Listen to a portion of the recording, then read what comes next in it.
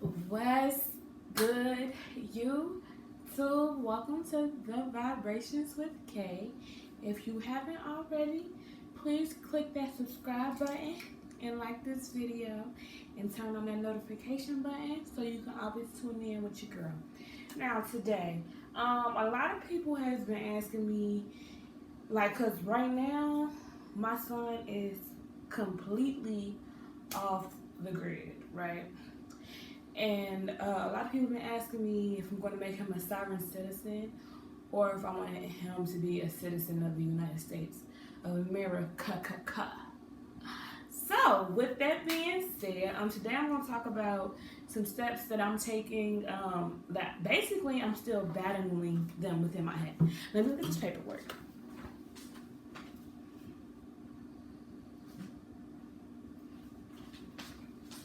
So, I went down to the health department of Cincinnati and I got a home birth packet.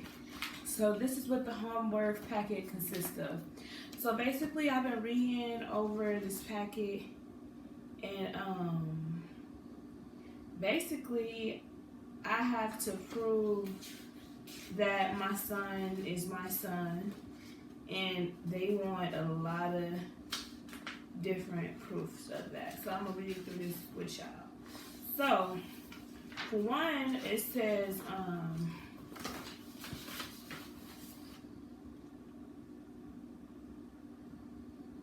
so I have to take him. So okay, I had my son at home March 30th at 1:11 p.m. March 30th, 1:11. That's 333. And then I had in the year of 2019. And if you add up 2019, the end sum is 3. So that's really 4-3. So my son was born on a very powerful day at a very powerful time, and he is an Aries, the first of the zodiac. I had a home birth with no midwife, no doula, no medical providers. It was just me and my family. So I didn't bring him to the hospital after I had him. He's 2 weeks old. He still hasn't been to the hospital. He's perfectly fine. Everything's fine here at home. The reason why I chose not to go to the hospital just because they're uncomfortable. I feel like the hospital is more, this is my personal opinion, go do your own research. But me personally, I feel like the hospital is more unsafe than having the birth at home. Now, was it easy having a home birth? Is it easy giving birth, period? I don't think so. But I feel like having a home birth, I was more comfortable in my home. I was in my environment. I had binaural beats playing. I was meditating. I had yoga. I had a birthing pool. I had this right here, this little, I don't know if y'all can see that, with this birthing ball, which is really just a yoga ball. It's not that big of a deal. I think I got it from Five and Below for $5. So I had a very, very, very great experience having him at home. I was in labor for 25 hours, almost 26 hours. Active labor, they say, is after your water breaks. So I was in active labor for 13 hours, and it was it was definitely a journey, but it was all worth it at the end. It's the most painful thing I've ever went through. The contractions weren't that big of a deal in the beginning. Even after my water broke, it wasn't really unbearable. Like, they would hurt when it was happening, but after the contraction hit, it was like, okay, my body felt back normal. But towards the end, it was a contraction, 5 seconds, another contraction, 5 seconds, another contraction. And you feel like that you're about to die. And that's when you know your baby's coming, and at 1:11 p.m. on March 30th, here came Osiris.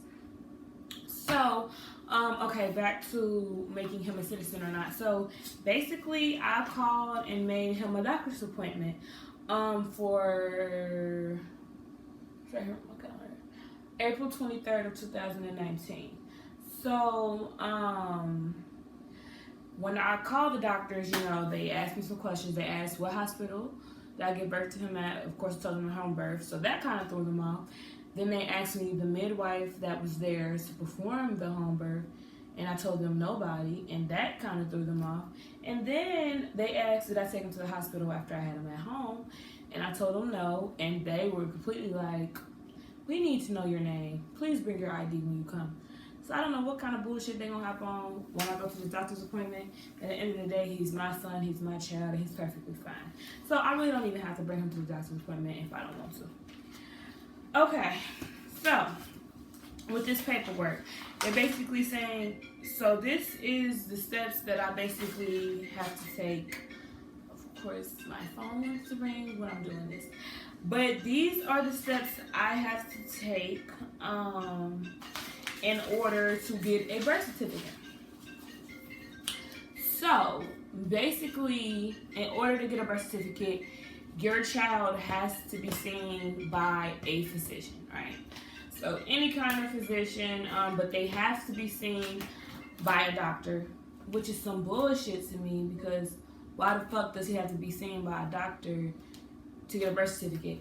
But the good thing about that is I'm not going to let them give my son any shots. I don't even want them drawing his blood, because the thing about it is I'm A negative. So only 6% of the world has my blood type. So my blood type is very, very rare.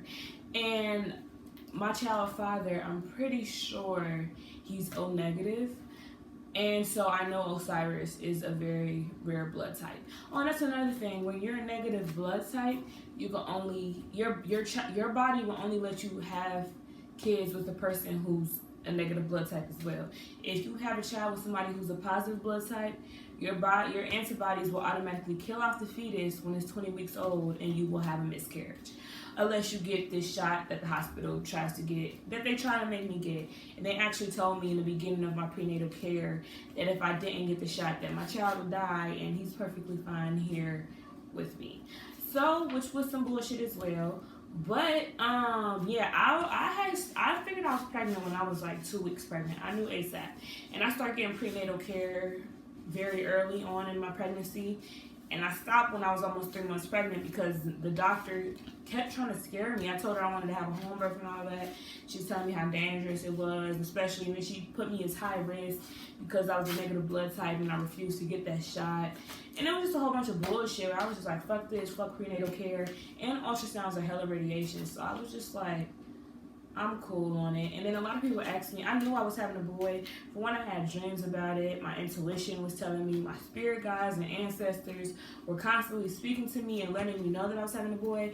And then I did this dumbass urine test where you can buy it on Amazon, or you could pee in baking soda. And if it fizzes up, like if it has like a chemical reaction, it's a boy. If it doesn't, it's a girl. So when I did that, it fizzed up. And, you know, here's Osiris today. So, with this process, with this home birth, getting a birth certificate, to be honest, I don't know if I'm even going to go through and do it. I have to the 23rd to decide. I might just keep him off the radar, keep him off the grid. I don't know. But, so this is what you need. Proof of pregnancy, a proof of live birth, and it says a statement by a physician, licensed nurse, chiropractor, or any healthcare professional who has firsthand knowledge of the live birth and is willing to attest to the fact, even if did not provide direct treatment, and who was not an immediate family member. Statement by or you can take a statement by a certified professional midwife and PKU test results. Whatever that means. I don't know what that means.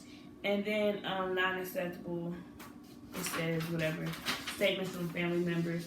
And then you also need proof of residence. So I either have to have my social security card of the child, a photo list ID from the BMV, state issued ID, pay stub, W-2, current roof of insurance, deed, recent tax return,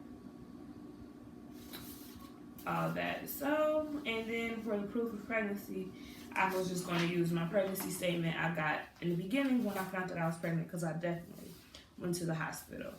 And so this is pregnancy verification for out of institution birth. So this is what I have to get signed and everything by the healthcare professional, and I have till March of next year to fill all this out, and if not, then he cannot be a part of the United States system at all. So, yeah, this is the process. So I don't know, y'all, what I should do. Comment what y'all think, and comment if anybody is a sovereign citizen or known anybody to do sovereign citizenship with their child. Please comment, let me know. Follow me on Instagram, DM me. My Instagram name is KAY period the goddess, KAY period THEGODDESS, and DM me if you have any questions. Follow me on Instagram and let me know what you guys know about sovereign citizenship, because I don't know too much. I just know that as far as with this birth certificate situation, they're making it way more difficult than it truly needs to be. So, if you haven't already, like this video, click that subscribe button. Y'all see I had to lock my hair up. As soon as I had him, I think it was like 3 days later, I was getting my hair locked up because I didn't feel like doing it. I didn't even feel like combing my fucking hair. So, I'm definitely joining the lock gang. And if y'all have any questions, like I said, DM me on Instagram, comment below. I'm definitely responsive. And yeah, peace out. Sending out love, peace, and light to all y'all beautiful beings. And enjoy the rest of your day, beautiful people. Peace.